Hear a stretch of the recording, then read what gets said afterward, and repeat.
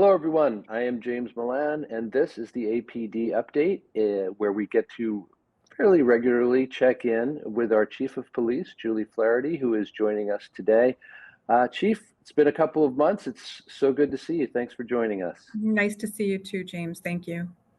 Really always appreciate your time, as you know. Plenty to talk about today, as there always seems to be in our updates. We will get to talking a little bit more about a topic that you and I addressed earlier, which is Arlington's new recovery coach, and we'll both remind people and find out a little bit more about that position now that it has been filled. We want to talk about Pride Month and other events as well, but we're going to start with a rather grim subject. I apologize in advance, but of course, the recent mass shootings, the spate, the epidemic of these has gun violence much on people's minds, and seems like a good idea for Arlington residents to know, what our own police department is doing in response to these various tragedies. So, can you just describe what the response is locally? Sure. Yes. So these recent acts of violence, particularly in Uvalde and Buffalo, have been just devastating to our communities, to families, and to our country. The safety and security of our children, our Arlington residents, our staff at schools is what's most important to the Arlington Police Department.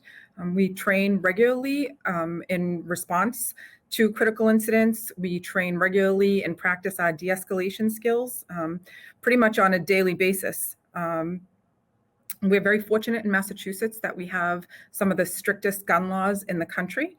But with that said, it's very important that gun owners take responsibility for securing their firearms. That's the message that I'd like to get out today. There's very strict laws on properly securing firearms in Massachusetts to prevent firearms really from winding up in the wrong hands. So there's really simply no excuse for properly storing your firearms. If you have any questions, I want to make sure that your listeners know they can contact the Arlington Police Department, and we can direct them to some websites or give them a copy of the Mass General laws that everybody should have, every gun owner should have for securing firearms properly. We also offer the service if somebody has an unwanted firearm in their home that they no longer want. We will come to your home and safely remove it and destroy it for you. All right. Well, thank you very much for that and for speaking so directly and clearly with your message to Arlingtonians. Appreciate that very much.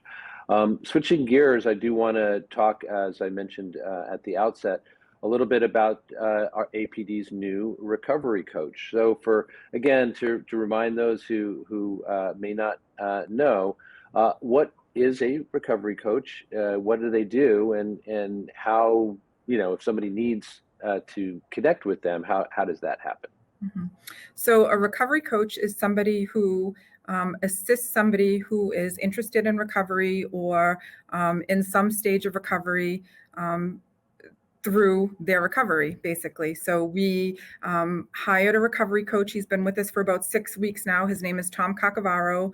He's an Arlington resident. He's been in long-term recovery, and he has been a wonderful addition to the Arlington Police Department.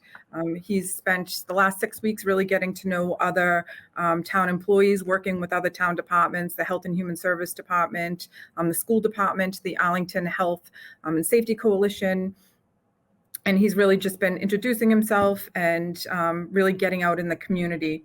He has been working closely with our clinician, Christina, and they've held, I think, 2 separate events where people can drop in here at the police station and learn more about different services, substance use disorder, and really how to go about recovery if that's what people are interested in. He's also offering Narcan training to families who need it, and will also even supply the Narcan, the life-saving drug Narcan.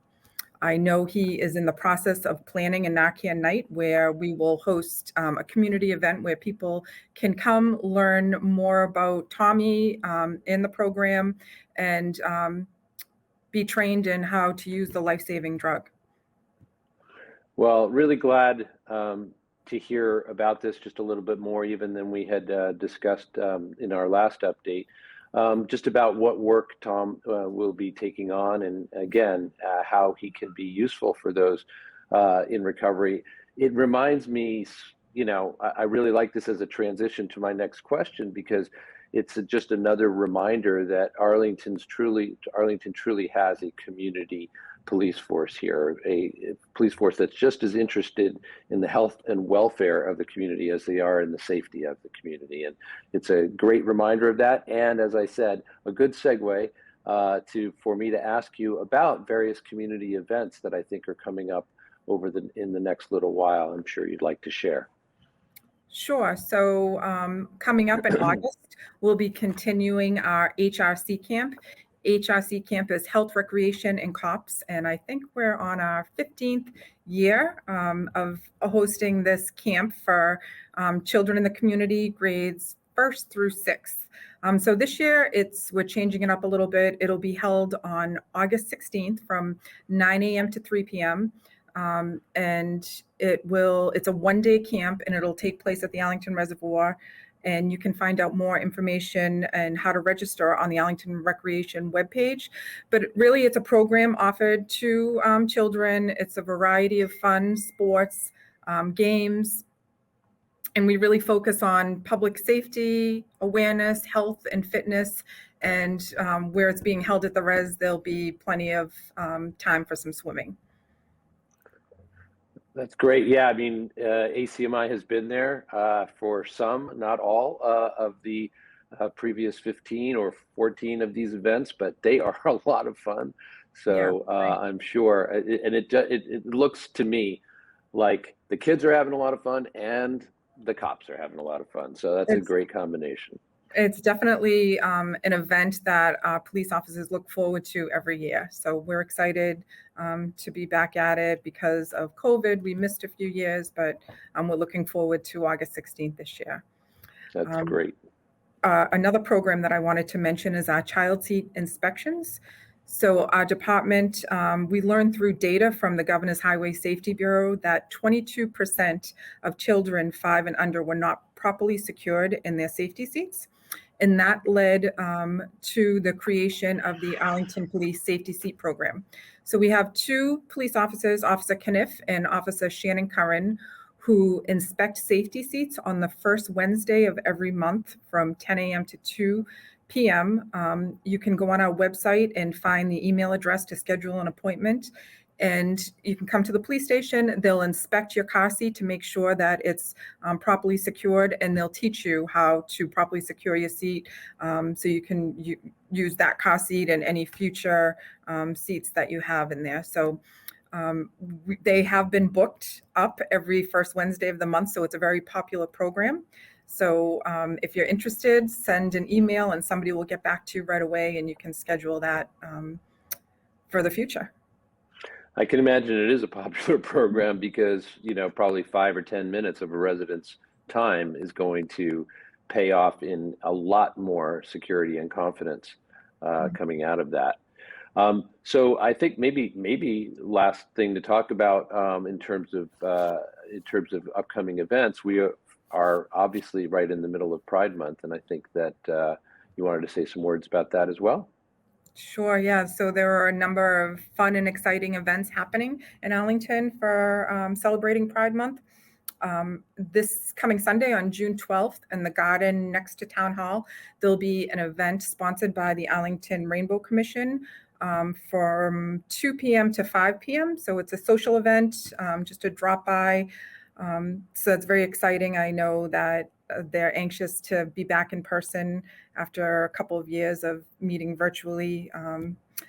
And also this past Sunday evening and this past Tuesday evening, the Arlington Police Department were able to assist the Rainbow Commission with organizing crosswalk paintings. Sunday night was in Arlington Center, and this past Tuesday night was at Massett Park. So if you drive by, you'll see some bright, beautiful rainbow paintings and the crosswalks.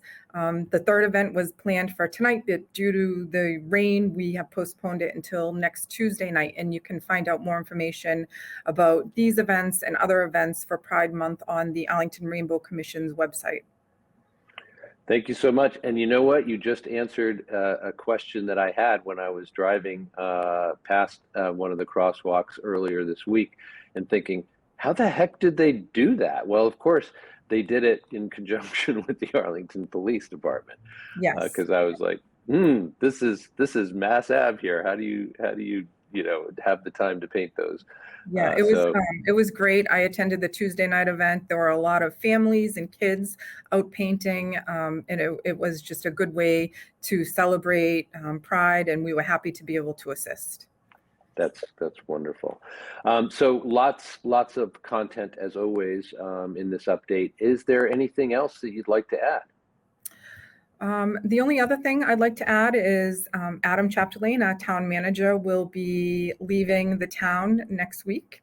And I'll have to say I was very disappointed to hear the news that he was leaving. He has... You're not the only one. I know I'm not. Yeah, he has been a great leader. He's been very supportive, and he has done so many wonderful things for the town of Arlington. So I'm really sad to see him go, but I wish him and his family the very best in his next chapter.